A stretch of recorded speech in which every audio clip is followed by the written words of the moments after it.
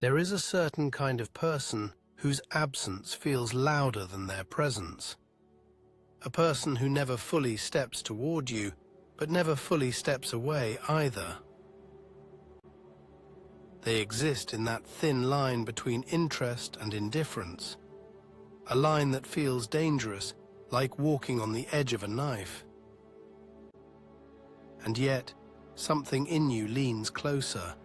Something in you wants to understand them, to earn their attention, to be the one who finally reaches them.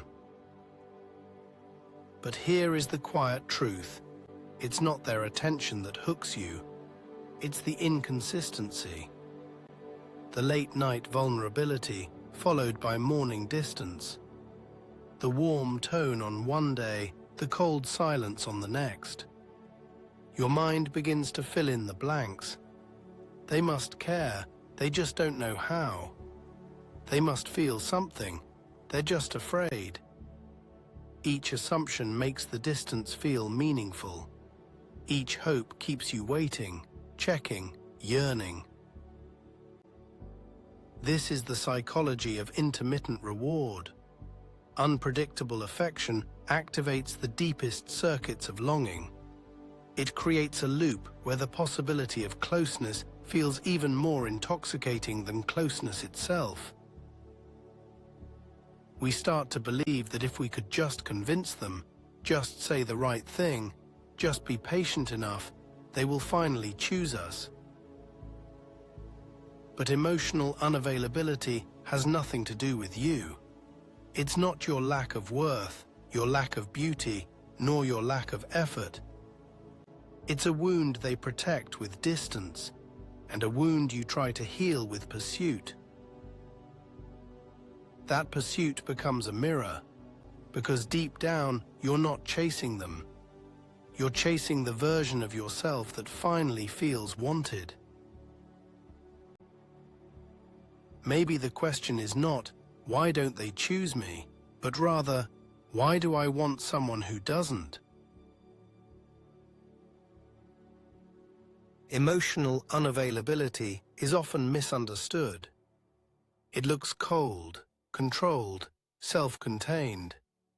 But beneath that facade lies fear, a fear shaped long before you arrived. For the unavailable, intimacy feels dangerous. To love is to be exposed. To be exposed is to be hurt, and to be hurt is to lose control. So they retreat, they rationalize, they hide behind timing, busyness, ambiguity. Not because they don't care, but because caring threatens their safety. And yet, the ones drawn to them carry their own invisible stories. Stories of chasing affection, of proving worthiness, of trying to earn love through effort. This is where two unfinished childhoods meet, the avoidant and the anxious, one afraid of being engulfed, one afraid of being abandoned, both longing for connection but unable to meet in the same emotional room. We misinterpret their withdrawal as mystery, their silence as depth, their inconsistency as chemistry. Because the anxious part of us believes, if I can unlock them, I can heal the part of me that was never fully held. This is why distance feels personal even when it isn't. Why their lack of response feels like a verdict on our worth. But their wounds are not reflections of your value. They are reflections of their history. Wounds that were there long before you and will remain long after, unless they choose to face them. Still, we chase, because the hope of being the one who changes them feels like redemption. But the truth is softer and more painful. You cannot heal someone by sacrificing the parts of yourself still waiting for love. At some point, we stop asking why they can't love us and begin asking why we stayed. Maybe emotional unavailability shows us something important. Not about them, but about the version of ourselves that reaches for what hurts. Their distance acts like a mirror. It reflects our fears, our insecurities, our hunger for validation. It reveals the part of us that believes we need to earn love instead of receive it freely. When you fall for someone who cannot meet you, it is often because you, too, have been taught to meet others halfway while abandoning yourself. But recognition is liberation. The moment you see the pattern, you step outside of it. You begin to understand that the love you were chasing was not theirs. It was your own. Your own approval, your own belonging, your own softness waiting for you to come home.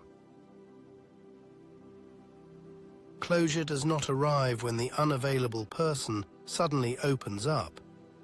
It arrives when you stop confusing unpredictability with affection, distance with depth, longing with love. You let go not because you stopped caring, but because you started caring for yourself. Some people enter our lives not to stay, but to awaken us, to show us the patterns we couldn't name, to teach us, through their absence, what presence is supposed to feel like. And once that truth settles, the craving quiets, the silence becomes peaceful, the story becomes complete. Because some people teach us love, and others teach us how to stop searching for it in those who cannot give it.